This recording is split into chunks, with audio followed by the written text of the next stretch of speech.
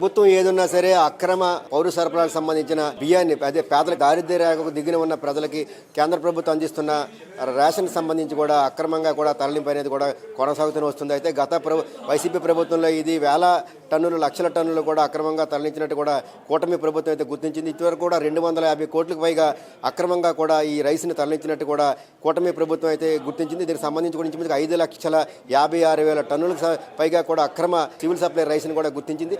ఎక్కడికక్కడ కూడా ఇది పేదలకు అందించే ఈ రైస్ని ఎట్టి పరిస్థితులు కూడా పేదలకు చేరే విధంగా చేయాలని కూడా ఎక్కడికక్కడ కూడా చెక్ పోస్టులు కూడా ఏర్పాటు చేసింది.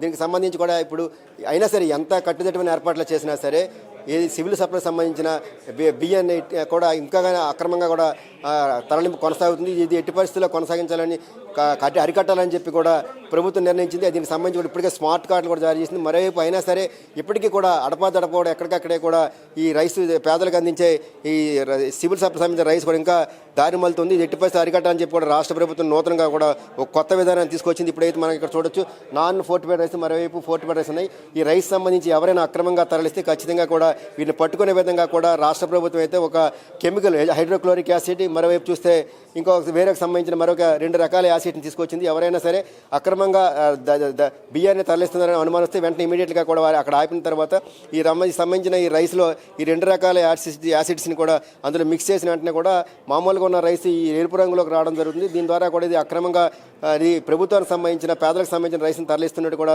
వారికి గుర్తించి వెంటనే కూడా వారిపై చర్యలు తీసుకునే అవకాశం ఉంటుంది. దీనికి సంబంధించి రాష్ట్ర వ్యాప్తంగా కూడా 700కు పైగా కూడా ఎక్కడికక్కడ కూడా అధికారులను కూడా ఏర్పాటు చేశారు. మరే వారికి సంబంధించి కిట్లు కూడా రాష్ట్ర ప్రభుత్వం తీసుకొచ్చింది. ప్రతి ఒక్కరి దగ్గర ఈ కిట్ ఉంటుంది. ఎక్కడికక్కడ కూడా ఏదైనా అనుమానం వస్తే ఇమీడియట్గా కూడా అధికారులు వారికి సంబంధించిన రైస్ని ఆఫ్ చేసి వారిని అక్కడికక్కడ టెస్ట్ చేసి ఆ విధంగా అది మామూలు రైసా లేదంటే ప్రభుత్వం సంబంధించిన సివిల్ సప్లై రైస్ అని గుర్తించి కూడా వెంటనే కూడా వారికి అక్కడ టెస్ట్ చేసి వారిని అక్కడ శిక్షించే అవకాశం ఉంటుంది. సార్ ఎలా సార్ దీన్ని ఏ విధంగా పట్టుకుంటారు, ఏంటి ఎలా సార్ ఇది?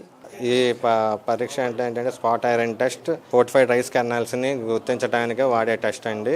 దీంట్లో hydrochloric acid, potassium thiocyanate solutions 2 వాడతాము.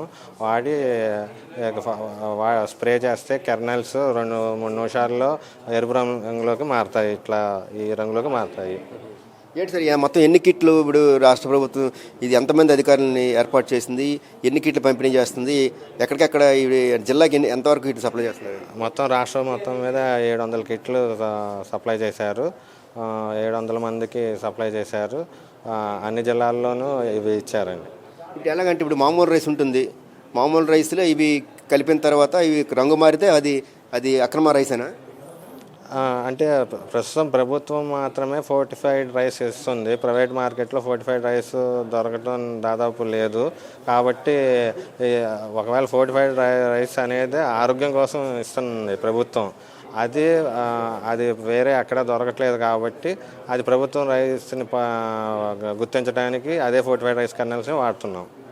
పేదలకు సంబంధించి ఏదైతే ప్రభుత్వం సరఫరా చేస్తుందో ఆ రైస్లో అనేక రకాలైన విటమిన్స్ సంబంధించిన విటమిన్స్ మినరల్స్ అన్నీ కూడా కలిపి ఈ ఫోర్టిఫైడ్ రైస్ని ప్రభుత్వం పేదలకు అందిస్తుంది. కానీ అటువంటి రైస్ని కూడా ఎక్కడికక్కడే కూడా డీలర్లు కానీ లేకపోతే డీలర్ల మిల్లర్లతో కలిసి కానీ అక్రమంగా తరలిస్తున్న పరిస్థితి. ఎట్టి పరిస్థితుల్లో అరికట్టాలని కూడా రాష్ట్ర ప్రభుత్వం సివిల్ సప్లై శాఖ అయితే నిర్ణయించింది. దీనికి సంబంధించి కూడా ఫోర్టిఫైడ్ రైస్ని కేవలం రాష్ట్ర ప్రభుత్వమే సప్లై చేస్తుంది, మిగతా ఎవరు కూడా సప్లై చేయరు. అందుకు ఎక్కడైనా సరే ఇటువంటి ఫోర్టిఫైడ్ రైస్ అక్రమంగా తరలి వెళ్తుందని అనుమానం వస్తే ఇమీడియట్గా కూడా ఎవరైతే ఈ సంబంధించిన 700 మంది అధికారులు ఉన్నారో వారి దగ్గర ప్రతి ఒక్కరి దగ్గర కిట్ ఉంది. ఇమీడియట్గా కూడా అక్కడికక్కడికి టెస్ట్ చేసిన వెంటనే ఈ 2 రకాల హైడ్రోక్లోరిక్ యాసిడ్ మరియు ఫోరిక్ యాసిడ్ సంబంధించి ఈ 2 కూడా అక్కడ మిక్స్ చేసిన వెంటనే అక్కడ ఈ చర్య జరిగిన తర్వాత ఈ విధంగా రంగు మారుతుంది. రంగు మారితే ఖచ్చితంగా కూడా ఇది ఫోర్టిఫైడ్ రైస్ని అక్రమంగా తరలిస్తున్నట్టు కూడా వారు గుర్తించే అవకాశం ఉంది.